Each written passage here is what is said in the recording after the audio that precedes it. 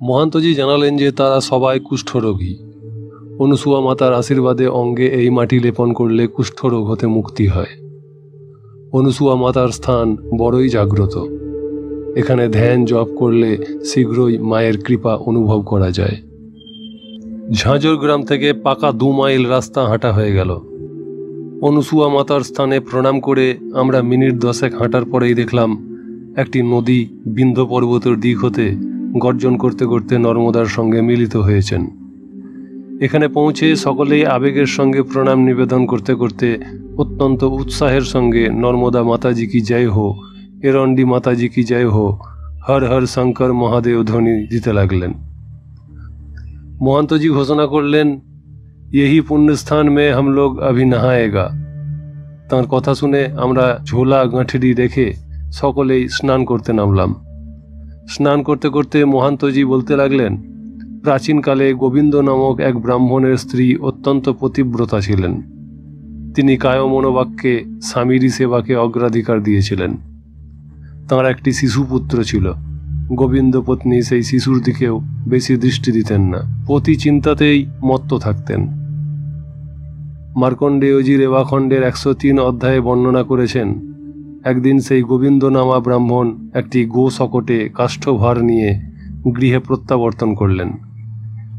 দূর থেকে স্বামীকে ক্ষুৎপিপাসায় কাতর এবং ক্লান্ত শ্রান্ত দেখে তাঁর পত্নী তাঁর সেবা পরিচর্যার ব্যবস্থা করতে লাগলেন। গোবিন্দের কোনো সহকারী ছিল না। তিনি গো শকট গৃহপ্রাঙ্গণে রেখে কাঠের বোঝা মেঝেতে ছুঁড়ে ফেলতে লাগলেন।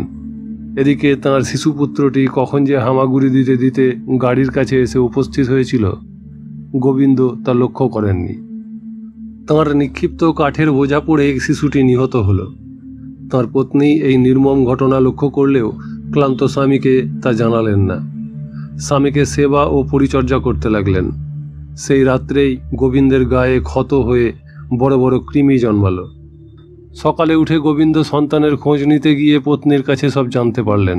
পুত্র শোকে কাতর হয়ে উভয়েই হাহাকার করতে লাগলেন।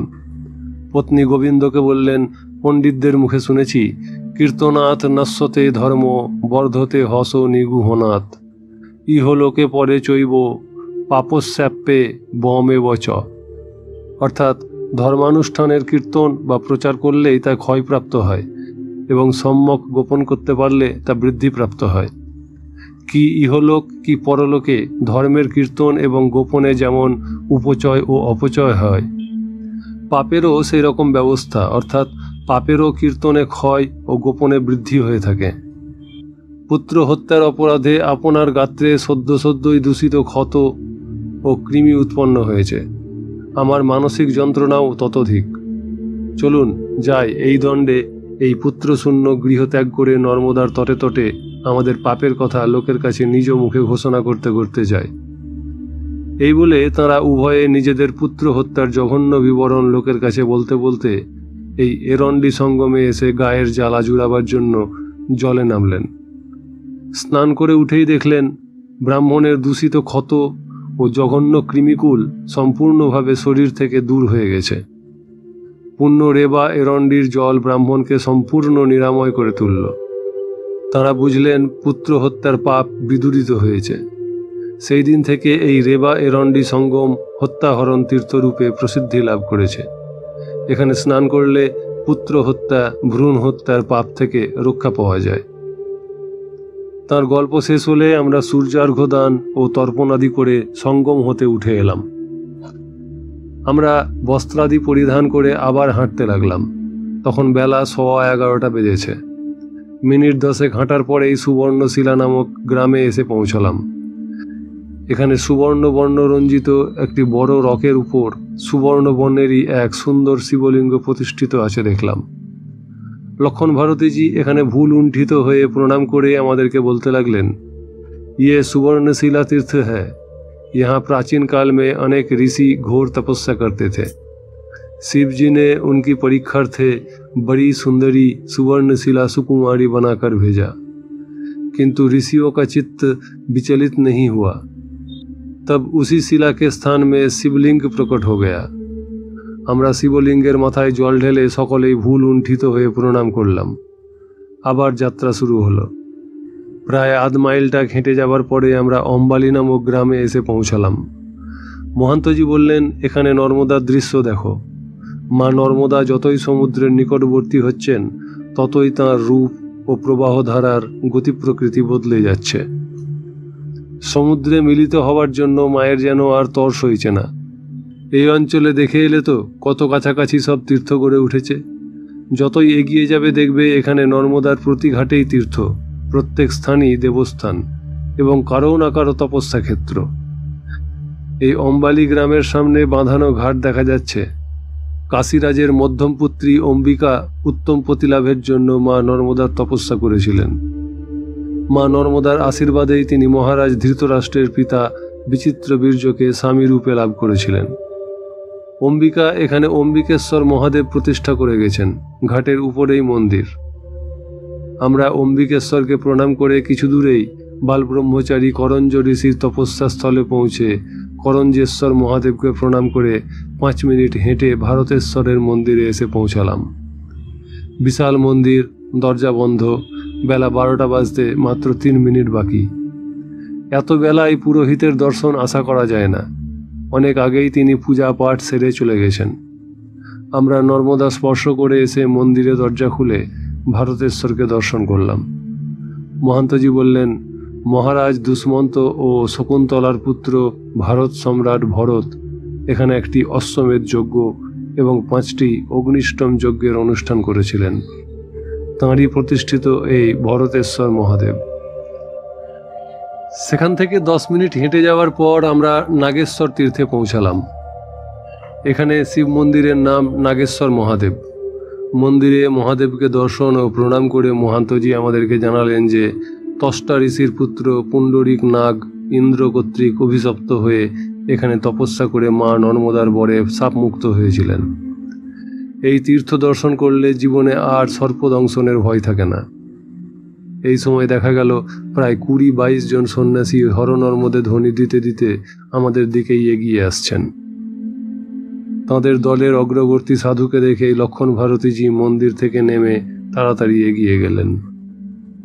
যাবার সময় মহান্তজিকে বলে গেলেন, এই নাগেশ্বর তীর্থ পুণ্ডরিক নাগেরই নয়, খগম ঋষি এবং বরু ঋষিরও তপস্যা ক্ষেত্র। সে কথা এদেরকে বলুন। मोहंतो बोलें, मुझे याद नहीं आता है, आप कहिए। उन्हें बोलें, हम आकर बताएंगे। वही साधुओं का दल में मेरी एक पुराना दोस्त का दिखाई देता है, उनका साथ थोड़ा बातचीत करके अभी आता हूँ। 5-7 मिनट कथा बोले आसार परे लक्षण भारतीजी জানালেন, বাঙালি বাবার জন্য একটা দুঃসংবাদ আছে। ওই সাধুরা আদিত্যেশ্বর মন্দির থেকে সংকল্প উঠিয়ে তাদের রুন্ডা পরিক্রমা বিমলেশ্বর মন্দিরে গিয়ে সমর্পণ করবেন বলে 15 দিন ধরে হরিধানে গিয়ে বসেছিলেন, কিন্তু পুষণগিরি ওদেরকে নৌকার চিঠি দেননি বলে কোনো নৌকায় ওদেরকে সমুদ্র পার করে বিমলেশ্বরে নিয়ে যেতে রাজি হয়নি। তাই ব্যর্থ মনোরথ হয়ে ফিরে যাচ্ছেন। জেলাধীশের সঙ্গে পুষণগিরি এমনই এক পাকা বন্দোবস্ত করে ফেলেছেন যে তাঁর দস্তখত করা চিঠি ছাড়া কোনো সরকারি নৌকায় পরিক্রমাবাসীদেরকে বিনা শুল্কে সঙ্গম পার করবে না। মাঝিদেরকে টাকা দিলে তারা খেয়া পার করবে, কিন্তু তাতে বহু টাকা তারা দাবি করে বসে। সরকারি নৌকায় 30 জনের বেশি নেয় না। ওই সাধুদের কাছে বেশি টাকাও নাই। ওরা পুষণগিরির চিঠিও দেখাতে পারেননি, তাই 15 দিন সঙ্গম ক্ষেত্রে অপেক্ষা করে করে সেখানেই পরিক্রমা সমর্পণ করে ফিরে যাচ্ছেন। আমরা তো সোজা ভারত যাব, কাজেই পুষণগিরির তোয়াক্কা আমরা করি না, কিন্তু বাঙালি বাবাকে তো দক্ষিণ তটে যেতেই হবে। সেই জন্য ভাবছি বাঙালি বাবা তো খুবই ঝঞ্ঝাটে পড়বেন। আমার দোস্তের কাছেই শুনলাম পুষণগিরির গুরু পাথরগিরি মহারাজ তো বিকট মহাত্মা ছিলেন, সন্দেহ নাই। তিনিও পরিক্রমাবাসীদেরকে নানা বিকট প্রশ্ন করে নাজেহাল করতেন। পরিক্রমাবাসীদের উত্তরে সন্তুষ্ট না হলে তাদের চুটি কেটে জোর করে নর্মদা অতিক্রম করিয়ে পরিক্রমা খণ্ডন করাতেন। কিন্তু পুষণগিরির প্রশ্নের ধারা নাকি আরও বিকট। পাথরগিরি মহারাজের সেসব প্রশ্ন কালক্রমে সাধু পরম্পরা জানাজানি হয়ে যাবার ফলে পুষণগিরি তাঁর প্রশ্নের ধারা বদলেছেন। এই জন্য সাধু মহলে পুষণগিরি পাষাণগিরি নামে নিন্দিত হচ্ছেন। ক্ষেত্রকর্ম বিধিয়তে পুষণগিরির মুখোমুখি হয়ে বোঝাপড়া করা যাবে। এখন তুমি এদেরকে খগম ঋষি এবং রুরুর বিবরণ দিয়ে সৌভাগ্য সুন্দরীর ক্ষেত্রে পৌঁছে যাই চলো। লক্ষণ ভারতীজি আমাদেরকে বলতে লাগলেন, খগম একজন সত্যব্রতধারী তপনিষ্ঠ ঋষিকুমার। সহস্রপাদ নামে এক ঋষিপুত্রের সঙ্গে তার বন্ধুত্ব ছিল।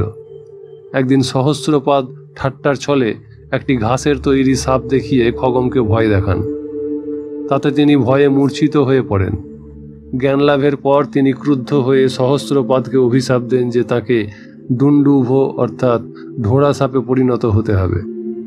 পরে সহস্রপাদের কাতর অনুনয়ে করুণার্দ্র হয়ে বর দেন যে প্রমতির পুত্র রুরুমণির দর্শন লাভ করলে সে আবার সশরীর প্রাপ্ত হবে।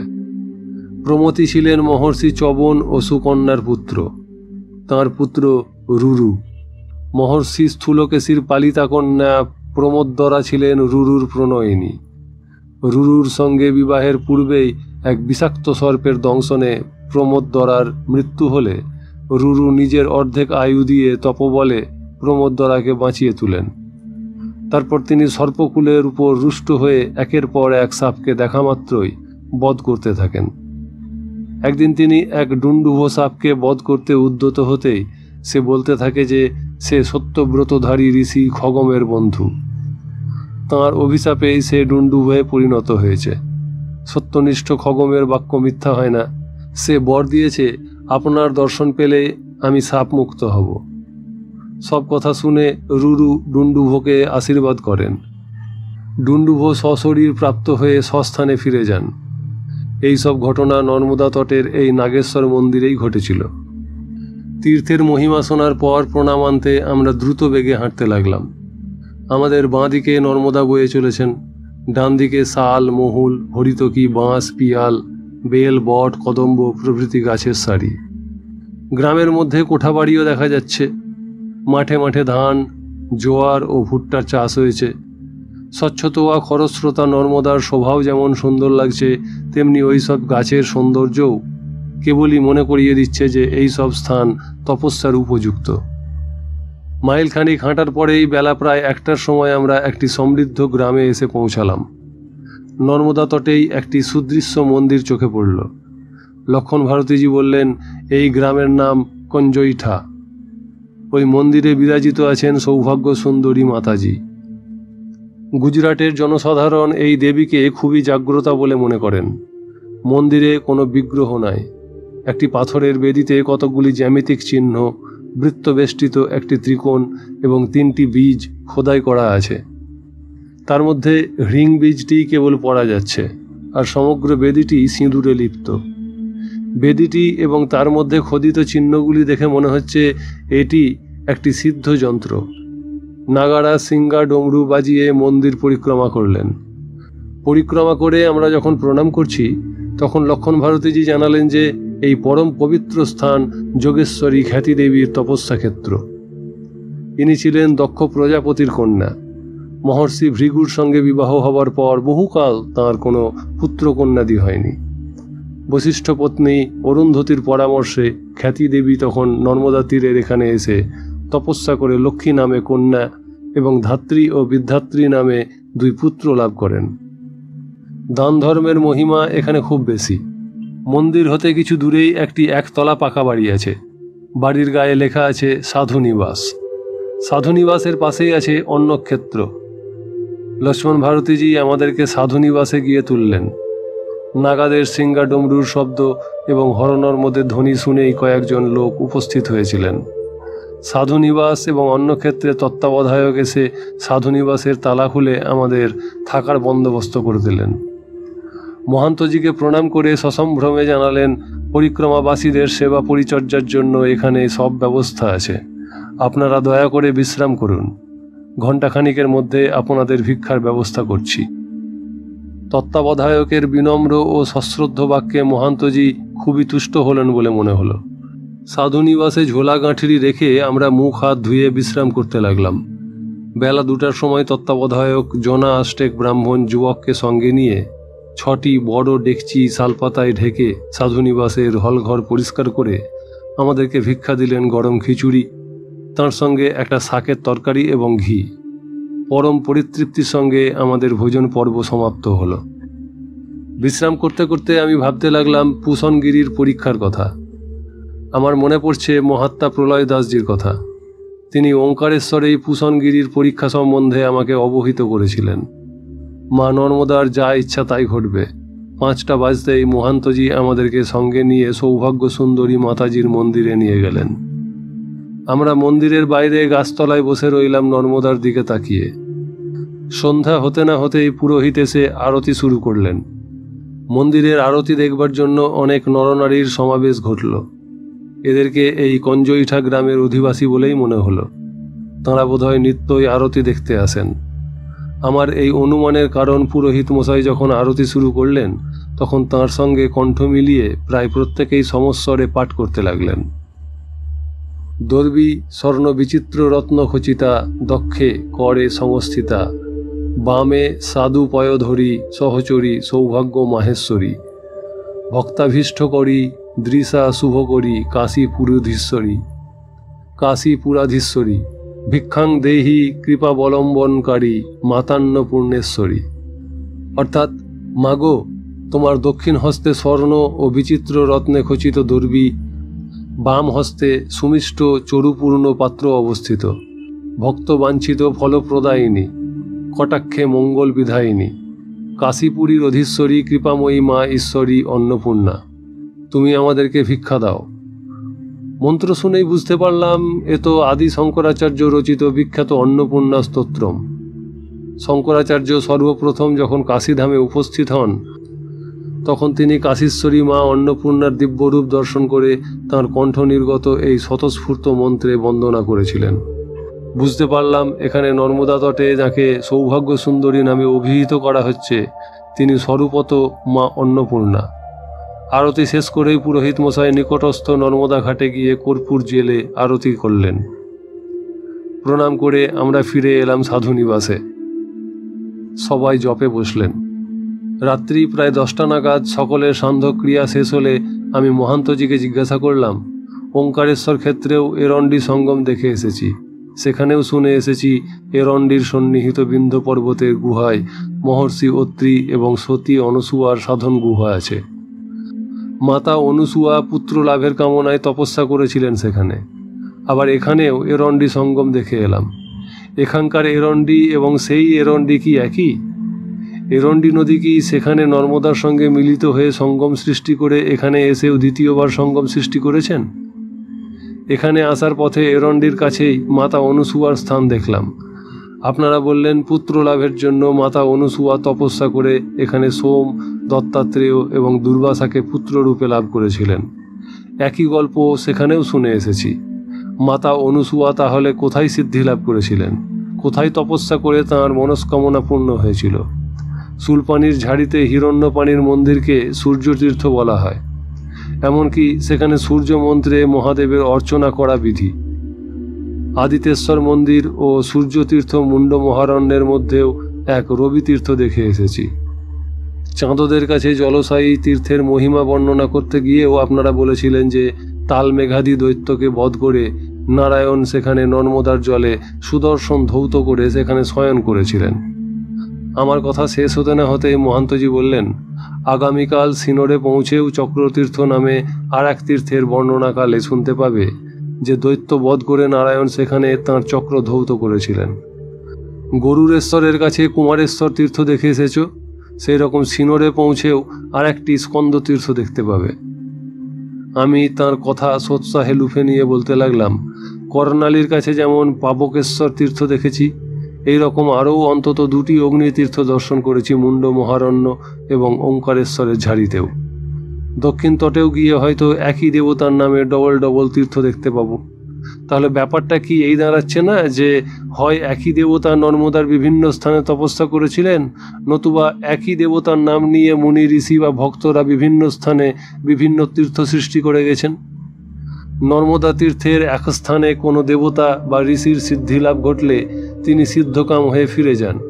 বিশেষত দেবতারা তাহলে নর্মদার অন্যান্য ঘাটে তাঁদের খাওয়া, থাকা এবং পুনরায় তপস্যায় প্রবৃত্ত হওয়ার মূলে যুক্তি কোথায়? মহান্তজি বললেন, বৈদিক ঋষি বা দেবতাবৃন্দের তপস্যাই হলো প্রাণ। নর্মদার এক তীর্থে সিদ্ধিলাভ, অন্যান্য ঘাটে গিয়ে সেই তপস্যার ফল আস্বাদন করতে বাধা কোথায়?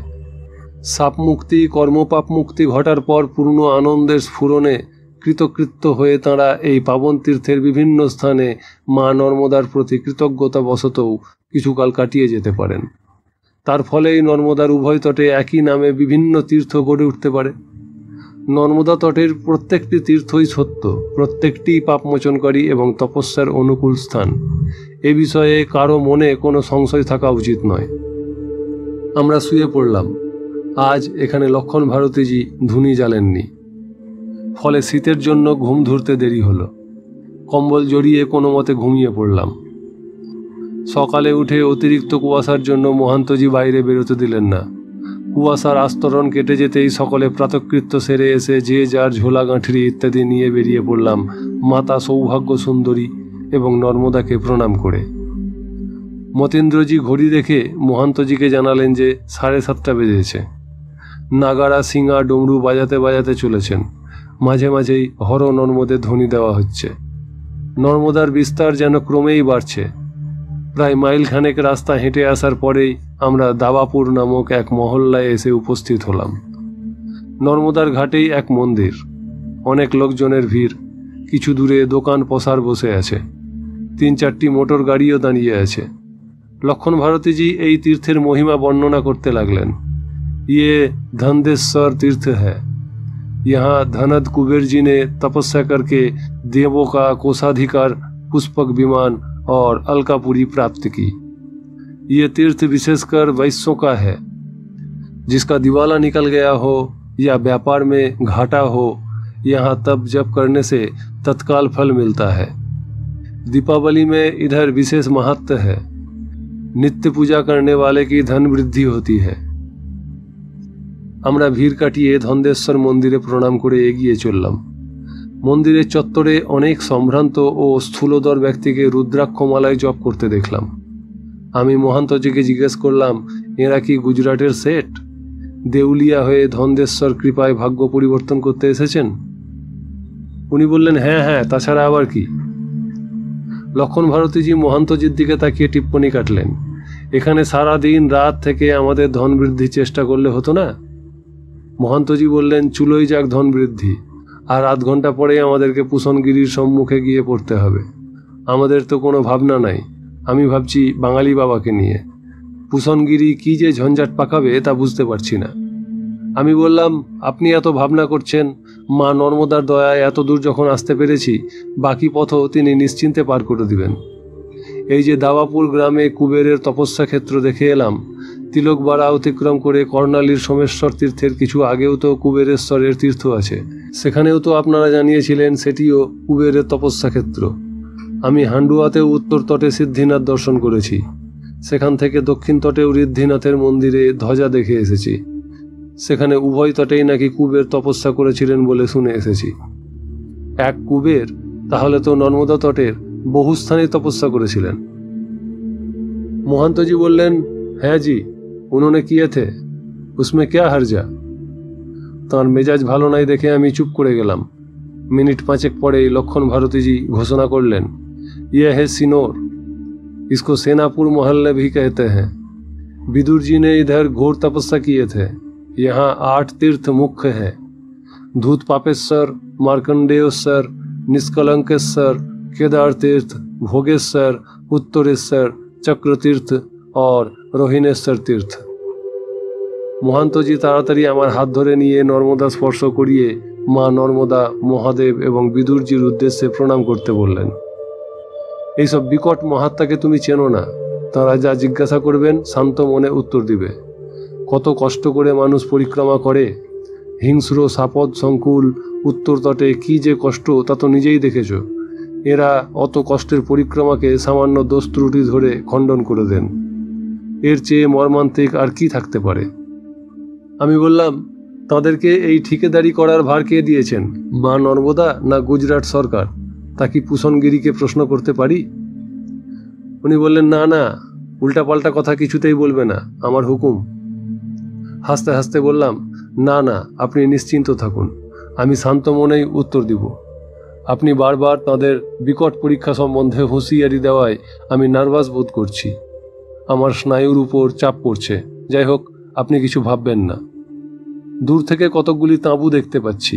প্রত্যেক তাঁবুর মাথায় কতকগুলি শ্বেত পতাকা উড়ছে। রাস্তার দুধারেই বড় বড় তাঁবু। সিঙা ডমরু বাজাতে বাজাতে আমরা তাঁবুর কাছাকাছি পৌঁছতেই 5 জন বিকট চেহারার ভস্মাচ্ছাদিত নাগা বেরিয়ে এসে আমাদের পথ রোধ করে দাঁড়ালেন। দেখে মনে হলো একজন যেন কালান্তক যমদূত। महंतजी तांत्रिक गंभीर कंठे बोललेन, हमारा निशान से आपको जरूर पता चलता है। हम लोग महात्मा कमल भारती जी के मंडलेश्वर आखड़ा से इधर पधारे। हम लोग भारोज जाता हूँ। आपके गुरुजी को हमारा बारे में समाचार दीजिए। प्राय 10 मिनट परेई एक लाठीते भर दिए एकजन जटा जूट सालप्रांशु महाभुज वृद्ध नागा सामने एसे दाঁড়ালেন। महंतजी के जड़िए धरे बोलते लगलेन, स्वागतम स्वागतम। हमारा बहुत सौभाग्य है आपको आज दर्शन की मौका मिला। आप हमारा गुरु महाराज जी के आस्थान मंडलेश्वर की आदमी है। आज आपको हम छोड़ूंगा नहीं। इधर ही आपको भिक्षा का अंगीकार करना ही पड़ेगा। उन्हीं बोलेन, आपके इधर ठहरेंगे जरूर। आप पहले हमारा 2-4 बात सुन लीजिए। हमारा नागा लोगों का लिए नौका की चिट्ठी को कोई जरूरत नहीं है। हम उस तरफ जाएंगे नहीं, सीधा भरूच में पहुंचेंगे। लेकिन हमारा साथ में ये बंगाली बाबा जौलहरी परिक्रमा की शपथ लेकर परिक्रमा करते हैं। धर्मपुरी से ये लोग हमारा आखड़े के साथ है। उन्हीं तखन बोलेन, लेकिन महाराज इनको तो हम लोग थोड़ा सा परीक्षा करेंगे। अब आप विश्राम करिए, 1 घंटा के बाद इनको हम बुला लेंगे। এই বলে তিনি একজন নাগাকে ডেকে আমাদেরকে 7, 8, 9 নম্বর তাঁবুতে নিয়ে যেতে বললেন। চারদিকেই নাগাদের ভিড়, প্রায় 150-200 নাগা। কুশনগিরিজিকে খুব ভয়ঙ্কর বলে মনে হলো না। তার এক নাগা শিষ্য আমাদের থাকার জন্য নির্দিষ্ট তাঁবুতে নিয়ে গেলেন। আমরা পরপর 3টি তাঁবুতে গিয়ে যে যার আসন পাতলাম। সকাল 9টায় আমরা এখানে পৌঁছেছিলাম। এখন 10টা বেজে গেছে। আমরা সবাই স্নান তর্পণাদির জন্য নর্মদার ঘাটে নামলাম। নর্মদা থেকে আসার পরেই একজন নাগা এসে খবর দিলেন, बांग्ला मुल्क से जो आदमी आया उनको गुरुजी ने तलब किया। महंत जी 2 भाषी हिसाबे काज करार जन्य मतीन्द्र जी के संगे निये आमार संगे पूषणगिरिर कैम्पे एसे ढुकलेन। कैम्पेर मुखे 2 जन नागा त्रिशूल हाथे दाঁড়িয়ে আছেন। पूषणगिरिजी उठे दाঁড়িয়ে महंतजीर हाथ धरे बसालेन। बोलेन, आप क्यों तकलीफ उठाया? मालूम होता है आप इन लड़के को बहुत प्यार करते हैं। महंतजी कोनो उत्तर दिलेन ना। आमी ताके नमो नारायणाय बोले बसलाम। कैम्पेर भीतर ताकिये देखलाम पाथरगिरी महाराजेर एक विशाल तैलचित्र पत्र पुष्प दिए शोभित। पाशेई एकटी बिदुरेरो फटो आछे। छबिटिते एकटी पर्ण कुटीर। कुटीरेर द्वारे बसे तिलक ओ कण्ठी धारण करे बिदुरजी जेन खंजनी बाजिए श्रीकृष्ण भजन करछेन। पूषणगिरिजिर हाथेर काछे एकटी छोट्ट चौकिते रेशमेर कापड़ पाता। तार ऊपर रयेछे एकटी ताम्रपात्रे कतकटा खुद कुड़ा जातीय जिनिस। गुरु महाराजेर इंगिते तार एक चेला आमाके प्रश्न करते लागलेन। प्रथम प्रश्न, आप क्यों परिक्रमा कर रहे हो? उत्तर दिलाम, बड़ई विचित्र प्रश्न। वैदिक ऋषि थेके आरम्भ करे समस्त देवताराও नर्मदा परिक्रमा करे थाकेन आत्मशुद्धि एवं तपबृद्धिर जन्य।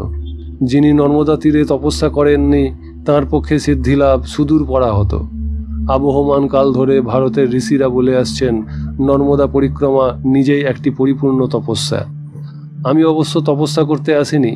आमार ऋषि पिता ब्रह्मलीन हওয়ার पर मनेर জ্বালা জুড়াবার জন্য नर्मदार अभय क्रोड़े एसे आश्रय निয়েছি।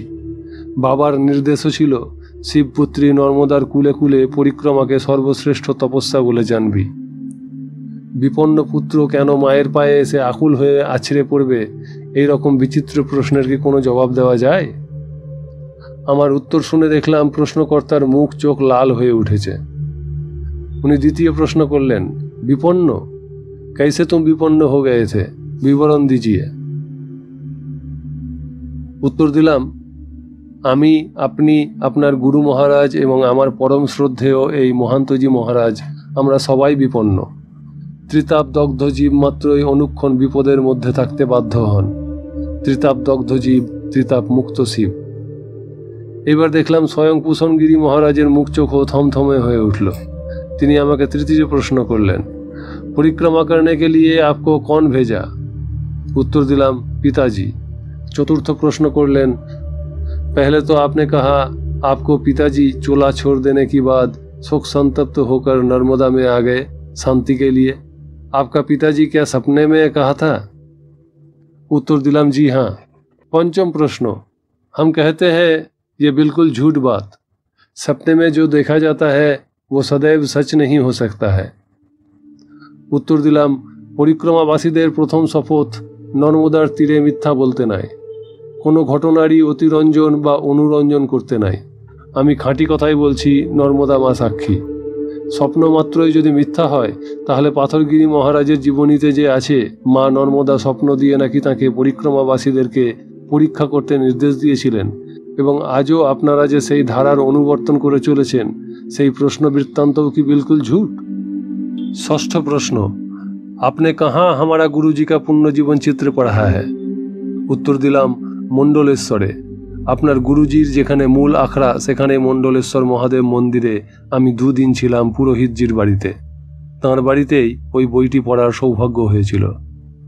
উত্তর শুনে পুষণগিরিজির মুখে চোখে স্পষ্টতই প্রসন্নতা কিঞ্চিত ফুটে উঠেছে দেখলাম। আমি এক পলকের জন্য মহান্তজির দিকে আর চোখে তাকিয়েছিলাম।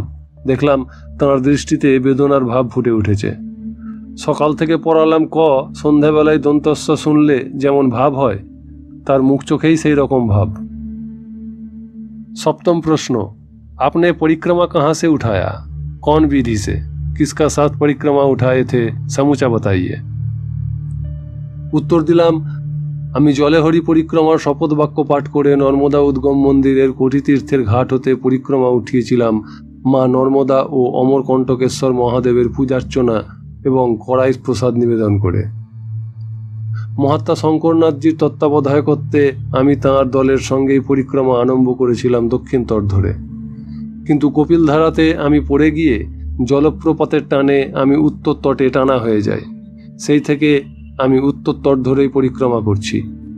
অষ্টম প্রশ্ন, बताइए महंतो जी, इसमें इनको परिक्रमा खंडित हो चुका है कि नहीं? उत्तरे महंतो जी बोलें, नहीं जी, इसमें परिक्रमा खंडित नहीं हुआ। जब गिर गए थे उस वक्त उन्होंने बेहोश हो गए थे। हमारा विचार में खुद नर्मदा माई अपना मर्जी से उनको उत्तर तट में ले गए थे।